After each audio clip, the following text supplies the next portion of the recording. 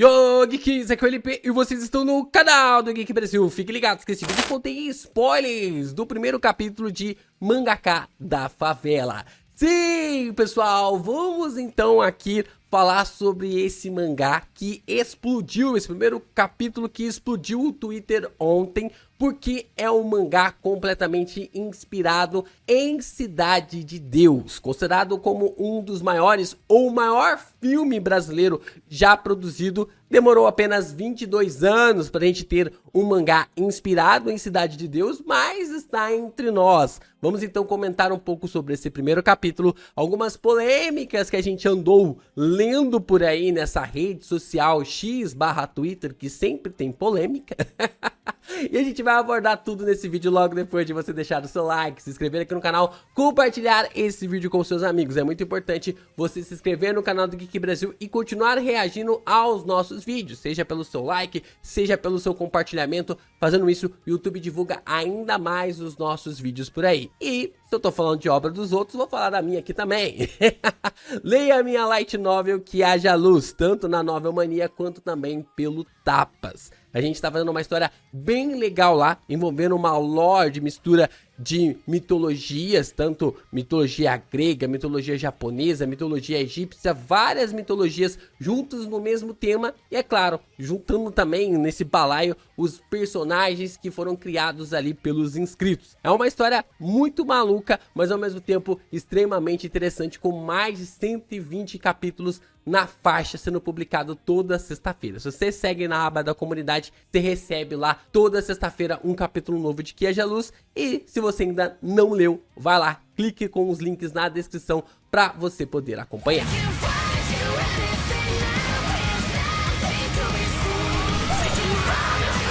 Vamos então falar sobre este mangá, sobre esse capítulo que está mexeu pra caramba com o Twitter ontem, movimentou bastante essa rede social. Mangaka na Favela nos conta a história de um mangaka chamado Hiroto Takei. Ele é um mangaka fracassado que vem ao Brasil para simplesmente passar suas férias. Ao entrar então acidentalmente em uma favela, ele se depara com a violência nas ruas, mas conhece um garoto que sonha em ser um mangaka, que quer se tornar ali um autor de mangás. E assim, meus amigos, assim a gente já começa logo de cara com um seinen brutal.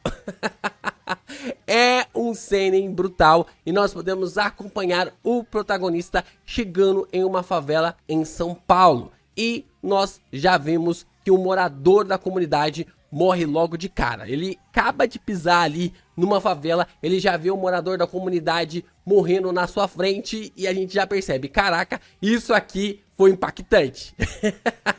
Isso aqui tem cara e tem cheiro. A gente já começa a falar sobre isso, dessa intenção, mas já mostra que o mangá vai ser algo também visceral. E aí ele já começa a ser habituado na cidade de São Paulo, né? Porque logo depois ele é assaltado. Já roubam ali a bolsa dele, pela sorte ele acaba não perdendo o celular. E depois, quando ele vai atrás dos policiais, os policiais pedem um faz-me rir. Faz-me rir. Se você quer rir, você tem que me fazer rir antes, né? Como diz lá no Tropa de Elite 2. E é claro, tudo isso para poder encontrar a bolsa dele. Como ele tava sem dinheiro, que os caras haviam levado todo o dinheiro dele que tava ali na bolsa, não tinha como ele pagar para os policiais irem atrás, né? Pagar para os policiais irem atrás para poder receber a bolsa de volta, para pegar a bolsa dele assim de volta. Mas então ele acaba conhecendo mais um cara ali na comunidade que tenta passar ali uma aura de que vai lhe ajudar, que vai aquilo outro, tal. Só que o cara tem mão leve, já vai levando o celular e é assim que ele vai tirando o celular do bolso, chega um garoto e fala, opa, aqui não. O garoto chega e fala, meio que tipo assim, já meio que com aquela cara, aquela presença, a gente pode ver aqui a forma, essa presença do personagem, e mostra que não, que você não vai levar o celular. E tem acerta ali uma visão do porquê que um garoto consegue chegar num cara dessa comunidade, né, ali, o moleque poderia ter tomado um safanão na orelha, só que tem um porquê do cara ter respeitado, tem um porquê do cara não ter levado o celular do nosso japonês aqui, o Hiroto. E, é claro, roubando o celular do cara, aí já era, né? Ele tá sem documentação, tá sem celular, e não ia poder fazer mais nada no país. Aí ele tava meio que ferrado. Aí, cara, eu já perdi o passaporte aqui em Portugal, já é um terror perder documento. Imagina você tá sem documento e sem celular num país completamente diferente do seu. É loucura. E aí, a gente viu que o nosso garoto impediu que isso ocorresse. Dessa forma, então, ele conhece o João. Ele é um garoto com um talento incrível que sonha em se tornar um mangaka. Mas suas realidades são completamente diferentes. Quantas vezes a gente já não viu, pelo menos eu que falo mais de mangás, que estou sempre acompanhando as fanarts ou artistas brasileiros que têm a capacidade monstruosa de, se morassem no Japão, de se tornar mangakas, assim, consagrados, mas que não conseguem ter um grande destaque porque o Brasil não dá esse tipo de espaço, não tem esse tipo de espaço. E principalmente um garoto como o João, que vive numa comunidade,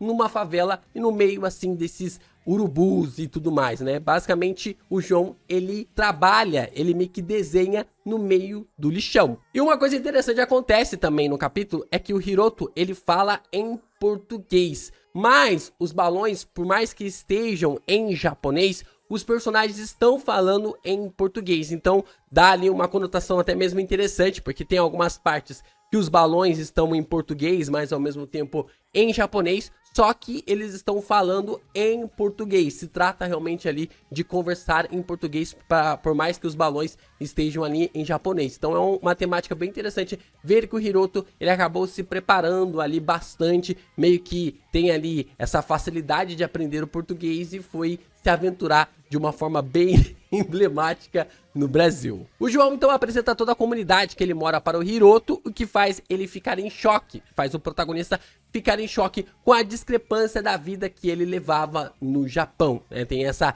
discrepância na forma como tem um mundo completamente diferente, novo, que ele tinha no Japão e aqui é extremamente uma comunidade. É muito legal o fato ali da arte, da quadrinização, tentar passar uma presença de que, nossa, é apertado, é um beco, é uma parada meio que perigosa. E é exatamente isso, é uma sensação realmente, se você tá visitando algo assim pela primeira vez, você sente realmente essa parte assim, meio de aflição, fechada, sentir ali um abrigo meio que fechado em si. Eu acho que o autor conseguiu passar bem assim, essa quadrinização muito interessante do Hiroto caminhando ali pela comunidade, por essa favela em São Paulo. Dessa forma, o Hiroto então conhece a família do João. O João mora com a sua mãe, Isabela, e com a sua irmã pequena chamada Mia. As duas são bem brasileiras. Caraca, porque o Hiroto, ele tem 2 abraços, né? O brasileiro, ele gosta de abraçar. E é muito legal, foi muito bem representado isso, né? Tipo, na maneira, não vê um brasileiro chegando, se aproximando e falando assim, bom dia, né? Que é uma coisa mais do japonês e tal. Não, o brasileiro, ele vem, ele abraça, ele cumprimenta, dá beijo no rosto e tal. E aí o Hiroto toma 2 abraços e ele provavelmente já ficou exausto. Porque o japonês abraçar, pelo que é estereotipado aí, que é contado pra nós, o japonês para abraçar, ele tem essa certa dificuldade. Então o Hiroto logo de cara toma um abraço da Isabela e também da Mia. Isso já deixa ele até meio tipo assim, ele vai dar o segundo abraço, ele fica, eu tenho que dar mesmo o segundo abraço? E vai, ela quer realmente receber um abraço, ele vai dar o abraço na Mia, mostrando que ele estava sendo bem-vindo na casa do João. O João possui vários exemplares de mangás em sua casa, como Berserker, Vagabond e Sakura Card Captors. É bem interessante a forma como é abordado. E tem um easter egg aqui que eu vou explicar lá no final do vídeo, falando sobre toda a construção do autor para criar essa história. Eu achei interessante um ponto como o autor foi muito dedicado para colocar esses easter eggs na sua história. Hiroto então conhece o Gabi, que é, ou o Gabi, né, podemos dizer assim, ou Gabi, provavelmente seja ali Gabi, o filho mais velho da Isabela. Ele faz parte ali do tráfico da comunidade na qual eles moram. Então mostra ali que tem uma certa dificuldade, uma certa divisão, porque o irmão mais velho pertence a um grupo de traficantes, enquanto o irmão mais novo quer ser um mangaka, quer ser um artista. E a gente já percebe que vai ter ali uma dualidade, uma complexidade. Lembram que eu falei pra vocês que o João não impediu o roubo do celular à toa? Por quê? Porque o irmão dele pertence ao tráfico, faz parte do tráfico. Então, quando o João bateu o pé, dizendo que o cara não ia levar o celular do Hiroto, o cara ficou com medo do João, mas por causa do irmão dele. É a forma de você cresceu em qualquer comunidade no Brasil, você já entendeu. Você já entendeu? Sempre tinha aquele cara mala que não é porque ele era forte, não é porque ele era o bambambam, é porque tinha um irmão, tinha o pai dele, tinha sempre alguém que era uma pessoa fora da lei, podemos dizer assim. E aí se você sentava a mão num cara desse, ou você acordava com uma grande surra se você acordasse, ou você ia parar 7 palmos debaixo da terra. Então a gente já conheceu bem aqui essa ideia e por que o João evitou ali o assalto, né? Por que ele não tomou um safanão na orelha do morador da comunidade e acabou impedindo que o Hiroto tivesse tido o seu celular roubado. Vemos então o Hiroto disposto a ajudar o João a melhorar os seus desenhos, melhorar ali a sua quadrinização, a forma como ele pode enxergar como mangaka, e isso é algo bem interessante. O Hiroto até mesmo come feijoada. Faltou uma farofa aí, Hagimoto Sensei,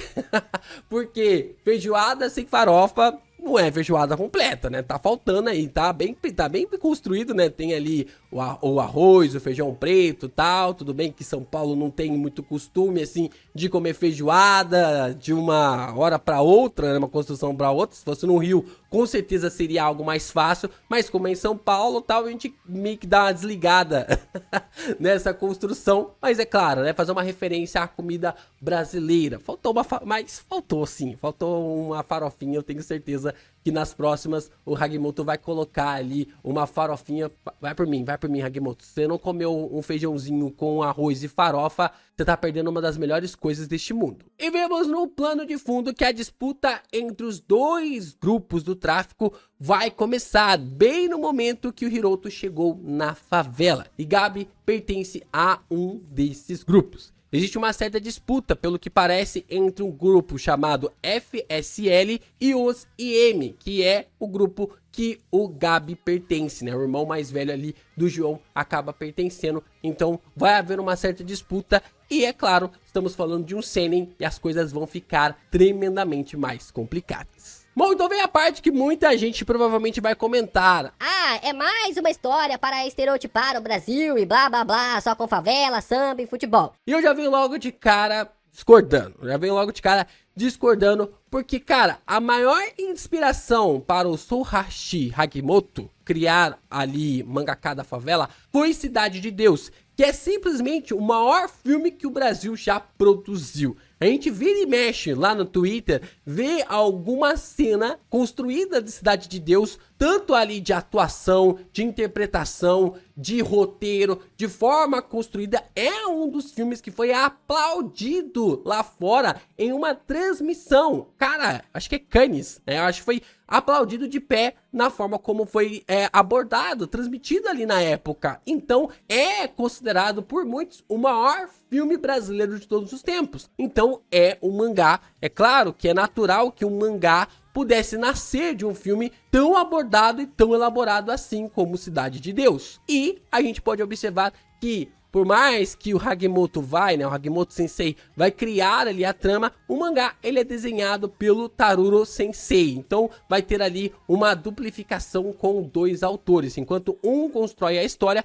o outro vai desenhá-la. E cara, o Hagimoto ele pesquisou muito, ele procurou muitas coisas para falar sobre esse mangá. Ele não brincou pesquisando sobre o tema disso no Brasil. Ele fala, ó, aqui ele fala sobre procurar imagens dos mangás na versão brasileira. Lembra que eu falei que tinha um easter egg lá na capa do Berserk, do Vagabond e também da Sakura Card Captors? Ele estava falando no sentido de que não fazia sentido desenhar a capa dos mangás na edição japonesa. Cara, ele pensou nisso. Faz sentido um brasileiro ter o mangá em sua edição brasileira. Então ele foi atrás da edição brasileira dos mangás para poder desenhar na sua história. Eu achei isso do caramba, é um cuidado muito legal. Aqui ele fala que assistiu Cidade de Deus. E ele tá comentando que naquela época o Lula já era presidente do Brasil. E agora ele tá confuso,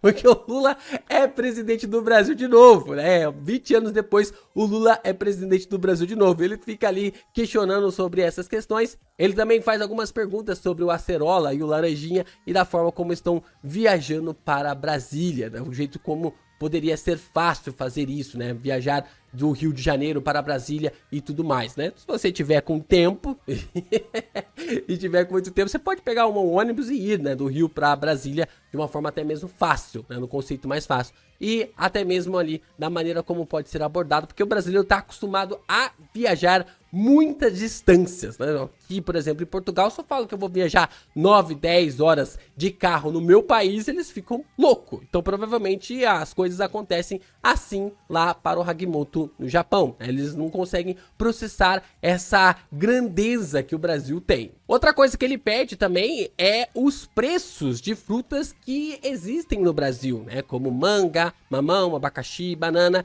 Ele queria ali os preços mais ou menos, claro que vai variar, os preços quase variam toda semana, mas ele pede ali os preços dessas frutas para poder colocar ali, provavelmente em uma cena em que o João e o Hiroto vão participar de uma quitanda e tudo mais. E aqui nós temos aqui uma pergunta bem interessante, né? Se uma criança em idade escolar decide pertencer a facções, o que acontece com a escola? Eles não poderão mais frequentar a escola? Quando você estava na escola, você já teve colegas de classe que pertenciam a facções? Isso aqui é uma pergunta bem interessante. Eu, direto, né? A minha escola tinha um monte de gente que pertencia ali a várias facções e, cara, a vida que segue. Eles lá na aula deles, estudando e tal, muitos terminaram o ensino médio, não me pergunte como. Muitos terminaram o ensino médio e continuaram com as suas vidas, com seus corres. Agora não me pergunte se estão vivos mais, mas continuaram ali na vida deles. Então é uma pergunta interessante, ele estava realmente fascinado no todo o conceito e na cultura brasileira nesse sentido, a qual ele se sentiu inspirado depois de ter assistido Cidade de Deus e também Cidade dos Homens. E aí ele fala aqui uma coisa bem interessante: a minha vida nos últimos 2 meses foi passada pesquisando o Brasil todos os dias, vendo vídeos brasileiros todos os dias e olhando fotos brasileiras todos os dias. Também tenho reuniões frequentes com meu editor. Estou muito desesperado. Já estive em muitas livrarias, mas não há revistas de viagens que apresentem o Brasil. O Japão está agora em um estado onde quase não há viajantes para a América do Sul. É difícil conseguir materiais em japonês, mas eu consigo me orientar porque posso ouvir histórias de amigos meus brasileiros. Sinto muito por fazer tantas perguntas e não agradecer aqueles que responderam. Estou ocupado no momento, então escreverei uma resposta resumida em algum momento. Então ele começa a fazer as perguntas, os questionamentos lá ali em 2020. Ele começa a fazer algumas perguntas em 2020 e depois ele vem em 2022, 2023 e tem ali essas questões bem importantes para tentar construir uma história muito bem aprimorada. Então ele esteve estudando e conversando com vários brasileiros durante todo esse tempo. E nós então podemos observar que tanto ali o Taruru quanto também o Hagimoto, eles agradecem alguns brasileiros no começo do primeiro capítulo. Logo na primeira página, ele agradece ali ao Renan Fernandes de Andrade, o Thiago Teodoro e o Breno Barros Batistas, que parecem ter ajudado o Sohashi Hagimoto e também o Taruru na construção, em todas as informações sobre o Brasil. E vocês três, se assistirem esse vídeo, me chamem lá no Twitter, me marquem lá no X pra gente poder bater um papo. Seria interessante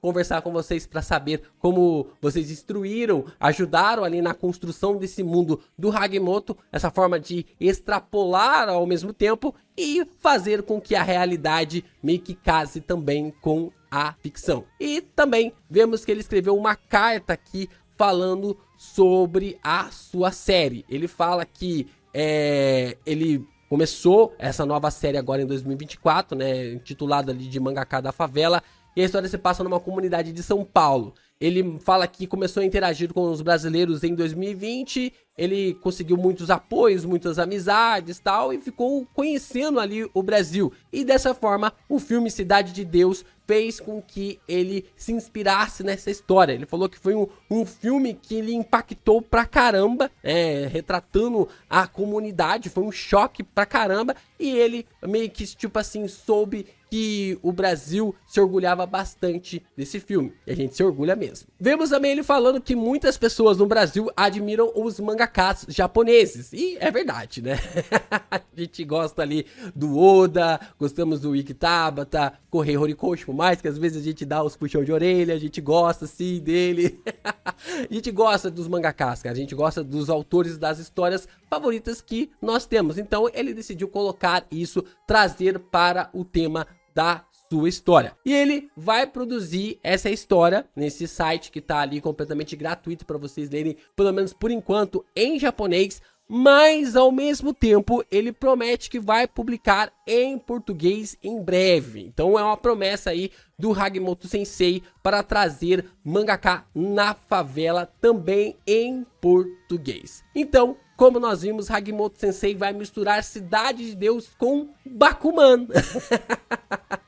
E vai ser um seinen, meus amigos. Tudo bem que Bakuman, ele é um shonen, então tem toda a parada ali de dar certo na vida, de que eles vão conseguir e tudo mais, mas um seinen é um pouco mais realístico, é mais brutal. Não é à toa que a primeira cena que o cara vê na frente dele é o maluco morrendo logo de cara, na terceira página do capítulo, no terceiro conjunto de páginas de capítulos, o cara já tá morrendo. Então vai ser uma das coisas mais sinistras que vamos acompanhar nos próximos meses. Um garoto na favela, crescendo com um irmão traficante e ao mesmo tempo com o sonho de ser um mangaka. Então, por isso que eu falei, vai abordar muitos conceitos relacionados ali à criação de um mangá, vai falar um pouco sobre provavelmente os bastidores da criação de um mangá, a forma como isso vai até mesmo ali orientar os brasileiros, alguns brasileiros a querer seguir por esse caminho, mas ao mesmo tempo mostrando a realidade cruel e fria e crua de um brasileiro que nasce e cresce numa comunidade no Brasil. Boa sorte, Hagimoto Sensei, e também o Taruru, que vai fazer aí os desenhos. Eu espero que essa história seja levada ainda mais adiante. Já sabemos que o João vai sofrer pra caramba, porque ele admira o irmão dele, ao mesmo tempo ele quer ser um mangaka, mas os seus caminhos uma hora vão se cruzar. Só que, como todo brasileiro, eu tenho certeza que o João vai passar por cima dessas encruzilhadas e sabemos que ele terá muita fibra para vencer. Vamos junto, João, vamos ver até onde você vai.